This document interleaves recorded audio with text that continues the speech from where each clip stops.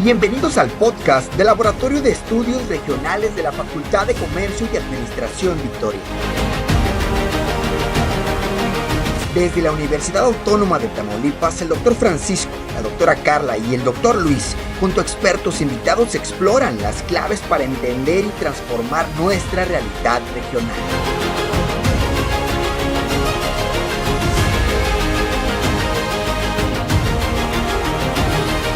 Únete a nosotros en cada episodio mientras descubrimos los desafíos y las oportunidades de la economía para construir un futuro mejor.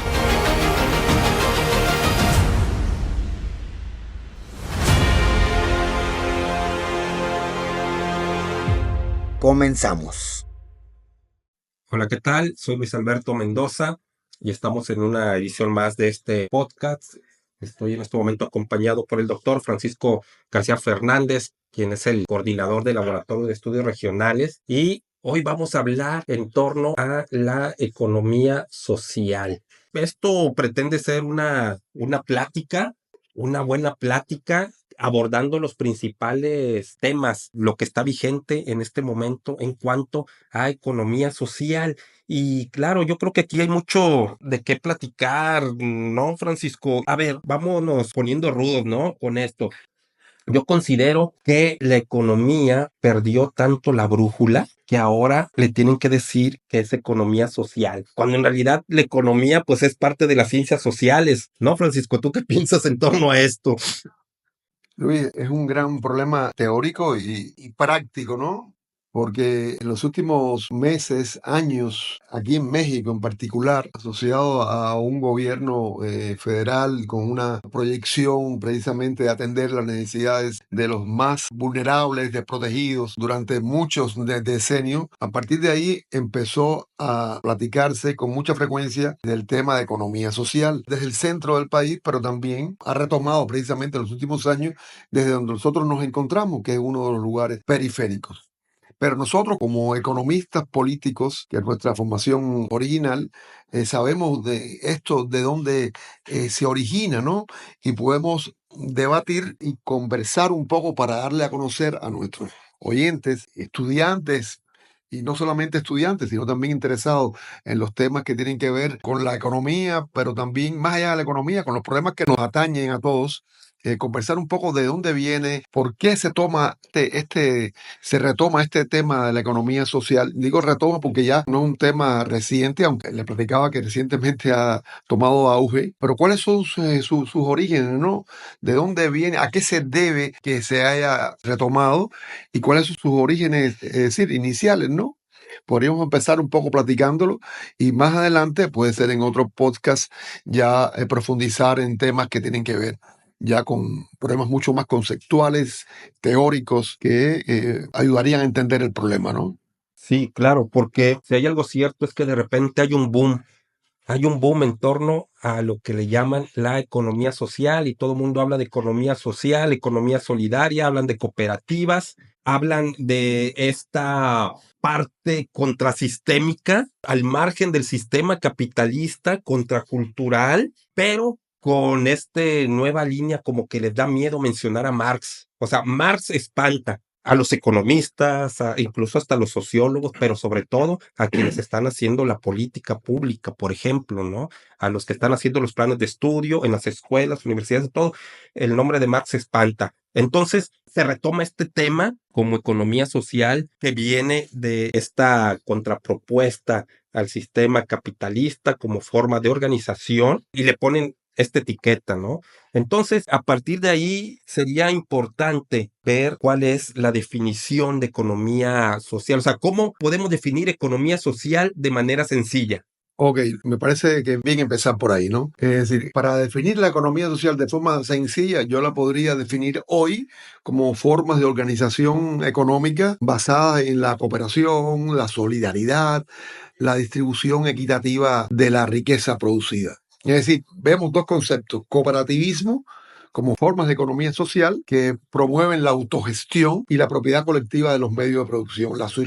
Y la solidaridad, el otro concepto muy unido a este término, que tiene que ver con la búsqueda de superar la lógica del individualismo económico, de la racionalidad económica a toda costa, de superar aquel modelo que se basa precisamente en la distribución de la riqueza basada en el más fuerte, en el más listo, para promover un concepto de distribución de la riqueza que tenga que ver con el bienestar común. Yo te sugeriría, Luis, un poco, ya que tenemos estas definiciones iniciales, regresarnos al pasado. ¿Dónde surgen, no? ¿Cuáles serían las primeras señales de economía social, no? En dos planos, en el plano teórico conceptual y en el plano de la realidad concreta, ¿no?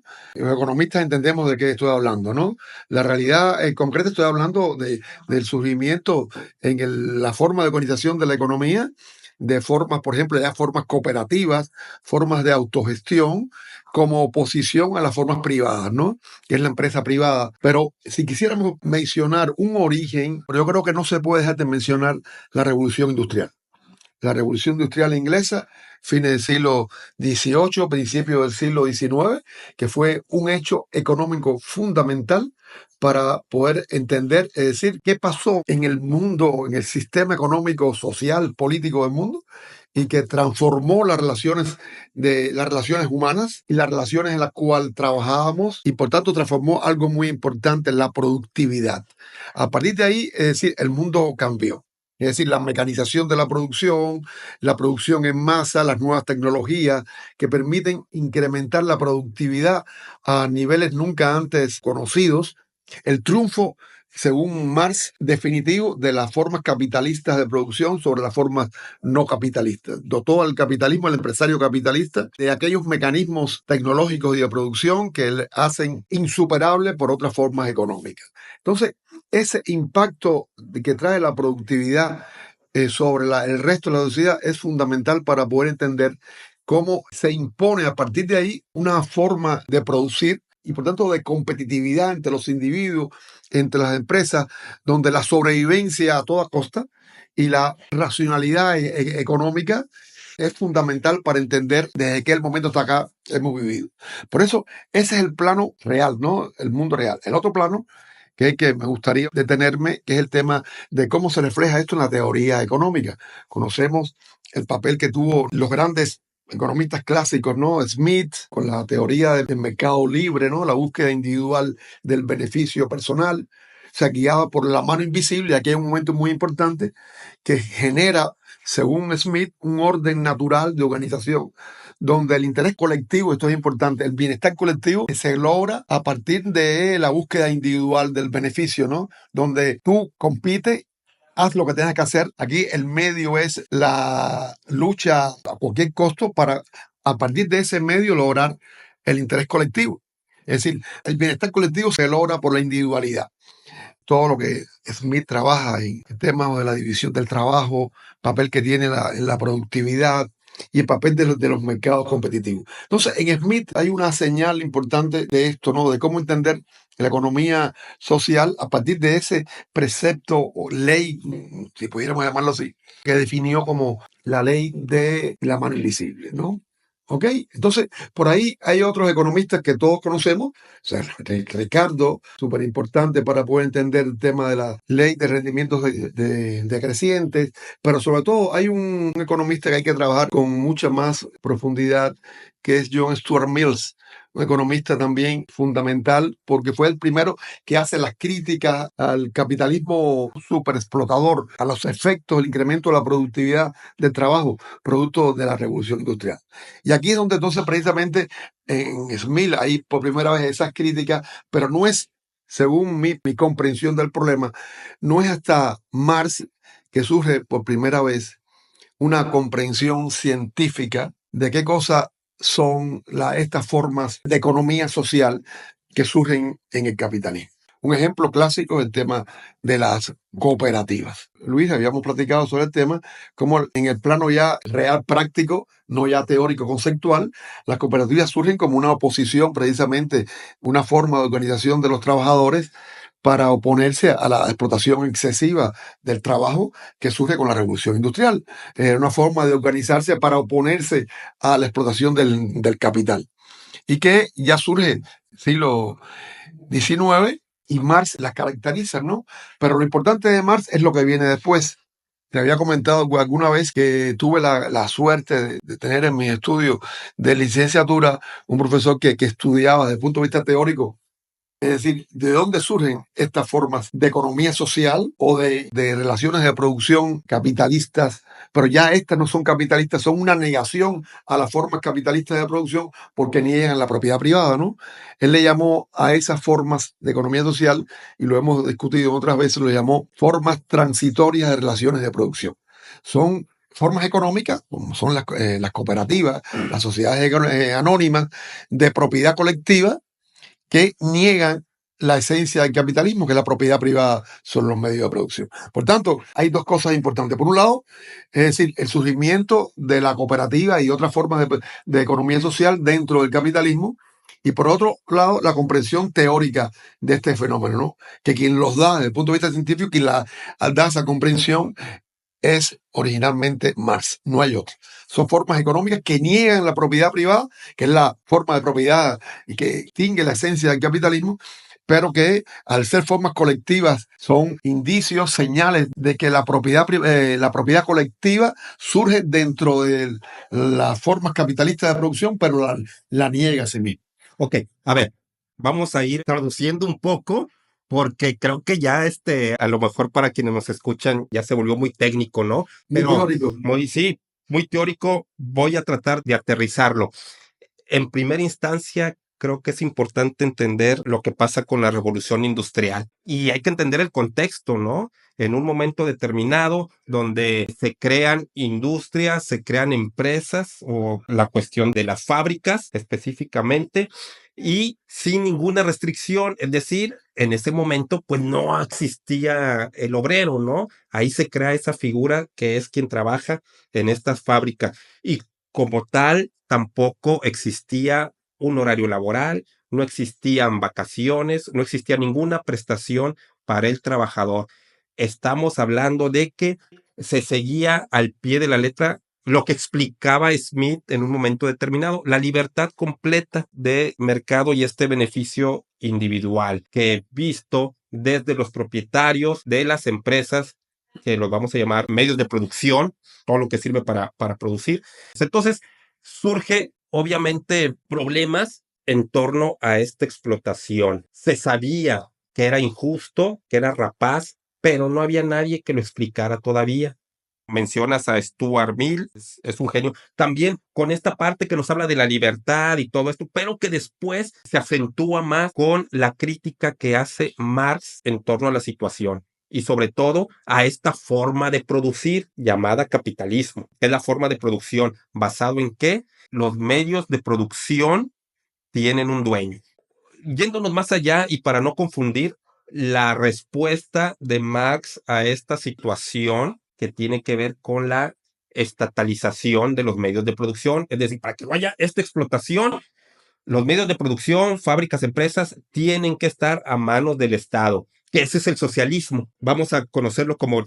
ya me hiciste gesto. Pero Ya no espérame. estaría yo a favor de ese concepto tuyo de socialismo. Bueno, pero en teoría, ¿no? O hasta donde sabemos, los medios de producción a cargo del Estado es una parte del socialismo, a diferencia del capitalismo. O no, una de las cosas que definen, pues. Ahora, cuando hablamos de que existen otras formas de producción como son las cooperativas, no estamos hablando ni del socialismo, pero tampoco estamos hablando del capitalismo. Una cuestión muy importante que tenemos que resaltar es que el marxismo nos dio las tablas e incluso nos señaló, ¿no? Que la propiedad privada es solo una forma de propiedad. O sea, el marxismo no estaba en contra de la propiedad como tal, estaba en contra de una de las formas de la propiedad, que es la propiedad privada, y como contrarrespuesta nos daba, hay formas de organización diferentes a la propiedad privada para producir, y es en donde vienen las propiedades colectivas. De aquí se puede desviar, o sea, o sacar esto que es la parte colectiva de las cooperativas. Lo mismo pasó con la libertad, o sea, no es lo mismo la libertad que la libertad de mercado, que son cosas que luego se confunden. Entonces, como cooperativas, como formas de organización para producir algo, digamos que el cooperativismo, aunque vive en el capitalismo, aunque surge en el capitalismo, niega las formas de producción capitalistas, pero también al mismo tiempo por estar dentro del sistema capitalismo y además se enfrenta a una competencia entre las demás cooperativas de otras empresas, también niega de alguna forma el modelo socialista. Pero bueno, a ver, ahora sí ya, adelante, sí, ya me hiciste caras, ¿qué onda? A ver ahí. Bien, bien, fíjate, la economía social es la negación de las formas capitalistas de producción, pero surge, como tú mismo has dicho, dentro de un sistema económico que domina las formas capitalistas y las relaciones capitalistas de producción. Pero el problema es entenderlo por qué pasa en el siglo XX, ¿no? Estamos hablando de revolución industrial, fines del siglo XVIII, principios del siglo XIX. Todo el siglo XIX es el desarrollo de la revolución industrial, la expansión de la revolución industrial a los países centrales, hegemónicos, incremento de la productividad del trabajo, extensión de la jornada laboral, extracción de una plusvalía máxima a partir de formas extensivas de explotación del trabajo, ¿no? Por otro lado, el sistema capitalista llega a la crisis de la gran crisis de 1929-1933, que fue, a fin de cuentas, la crisis de los sistemas económicos basados en el modelo del libre mercado, economía perfecta, el capitalismo autorregulado, que fue el capitalismo promovido, el modelo económico promovido por aquellas teorías económicas que ahorita están tan en boga como la escuela austriaca de economía, después economistas que siguieron a la economía austriaca o son parte de ella, Hayek, que desarrollaban o liberaban, o sea, desarrollaban un gran discurso teórico en contra de cualquier forma económica que sea opuesta al libre mercado. Aquí surge entonces lo que a quien podemos denominar como el gran continuador de lo que fue la crítica al capitalismo, la crítica al libre mercado, que fue Karl Polanyi, un economista y sociólogo húngaro que tiene una obra fundamental, un libro que ha trascendido su época, se llama La Gran Transformación, y que en Polanyi los grandes investigadores de la economía social actual logran obtener o extraer de Polanyi los principios básicos de lo que se puede llamar hoy principios de la economía social. Pero ¿qué cosa es lo importante que yo quería que entendiéramos en Polanyi? En Polanyi lo que hay es una crítica a lo que es el modelo de autorregulación, de llamado capitalismo autorregulado, ¿no? Que sin libres interferencias va a producir un bienestar común. Es decir, según Polanyi, pero también Marx, la organización de la economía es dejada en manos del mercado y se produce un intento de suplantar, es decir, lo que es las decisiones colectivas, pero por decisiones individuales, y terminan produciéndose las catástrofes que hoy estamos viviendo. Es decir, los investigadores actuales creen que de alguna manera la catástrofe que estamos viviendo en la actualidad, una crisis estructural que difícilmente vemos salida, las guerras en Europa del Este, Rusia, Ucrania, aquí en el Medio Oriente, la economía norteamericana, un conflicto de probable entrada en una nueva crisis, es parte de una crisis estructural global y que tiene que ver con un proceso que se da a partir del 2008-2009, que es una crisis económica, la segunda tan profunda después de la Gran Depresión, pero tiene que ver con esto, con la difusión, divulgación de la teoría o la comprensión de lo que ya hemos llamado el proyecto neoconservador global, o lo que es conocido como neoliberalismo, ¿no? Todos conocidos. Entonces, esa llamada teóricamente autorregulación es lo que los teóricos de la economía social critican porque conlleva a un bienestar que es solamente bienestar de unos pocos, incluso a una llamada asignación óptima, que es la que es llamada como asignación racional, donde cada individuo logra obtener los máximos beneficios posibles, la maximización de valor, pero a cualquier costo, ¿no? Entonces, esa doctrina que se expandió ya después de la Segunda Guerra Mundial, pero que conllevó incluso un incremento de los índices de desigualdad, ingresos, en patrimonio exacerbado, ha llevado a un proceso de crisis profunda, crisis que no se augura salida, a partir del 2008-2009, y que ahorita estamos se puede decir, en un momento más crítico de esa crisis estructural global.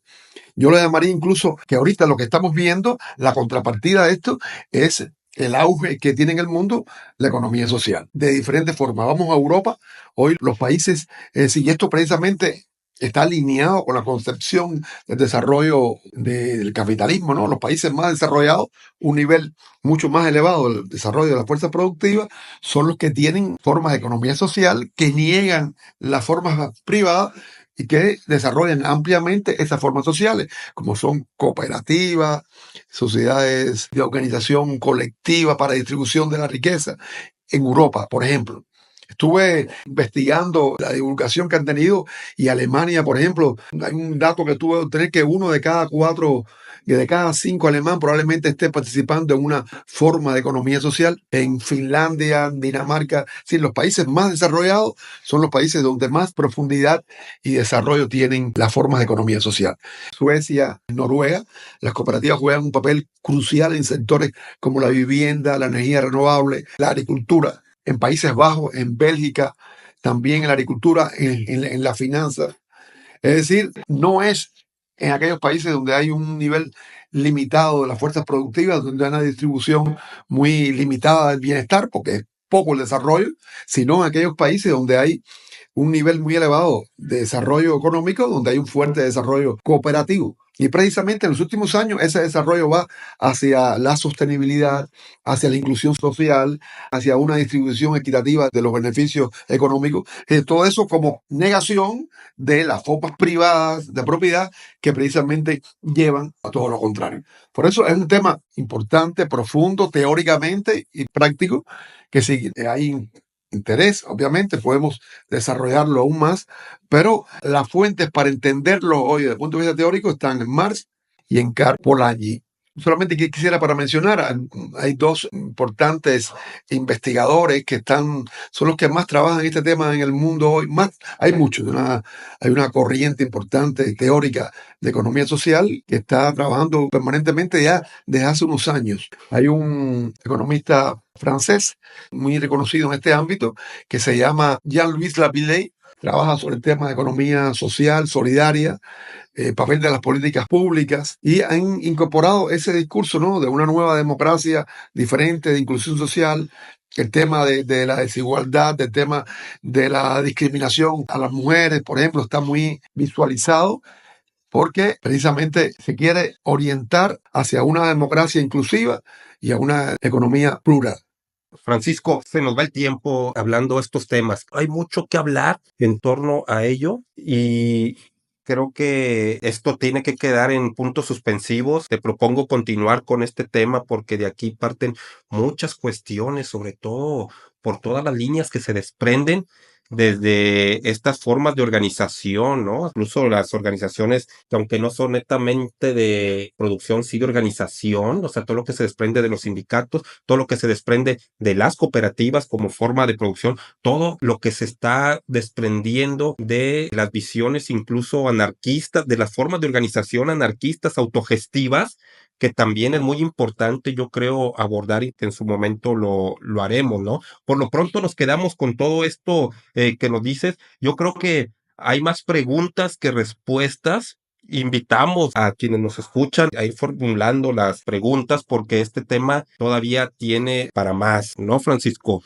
Sí, mira, no es un tema nuevo. En Europa se está escribiendo y debatiendo sobre este tema hace tiempo. Aquí en México, en América Latina, menos, pero también hay líneas de investigación que hemos inaugurado en el Laboratorio de Estudios Regionales recientemente y queremos seguir desarrollando, sobre todo promoviendo desde el punto de vista tanto teórico, pero no tanto teórico como aplicado, ¿no?, a los proyectos de investigación donde estamos trabajando desde hace un tiempo en la región centro-norte, en la región costera de Tamaulipas, que son regiones con un alto índice de pobreza, de marginación, y que con una perspectiva de la economía social podemos ofrecer soluciones de política pública diferentes a las que históricamente se han presentado, ¿no? Históricamente se han propuesto otras formas de intervención, de solución de los problemas que no han sido una solución definitiva. Ahora, con un enfoque de economía social sería probablemente una opción nueva, diferente, y que podríamos ayudar y contribuir precisamente a solucionar esas condiciones de precariedad, ¿no? Y de marginación. Claro, Francisco, y bueno, yo ahí difiero porque yo creo que no tanto la respuesta tiene que estar ya en las figuras organizadas porque vienen arrastrando muchos vicios. Yo creo que la respuesta está desde antes, ¿no? Desde la educación, ya sea en las universidades, en los bachilleratos, en las primarias, que es en donde se tiene que comenzar a ir cambiando esta visión de organización en función al individual, en función netamente al mercado, sino que hay que ir pensando más allá y ir proponiendo desde mucho antes formas de cooperación desde la misma educación. Pero bueno, ya lo iremos también platicando, ¿no? Hombre, hay muchos temas, Francisco, pero bueno, yo creo que pues nos despedimos invitando a la audiencia que siga escuchando estos podcasts de Laboratorio de Estudios Regionales. Francisco, gracias. Vamos a continuar con este tema, pues aquí desde casa y continuamos. Muchas gracias. Muchas gracias, Luis. Nos seguimos viendo. Seguimos.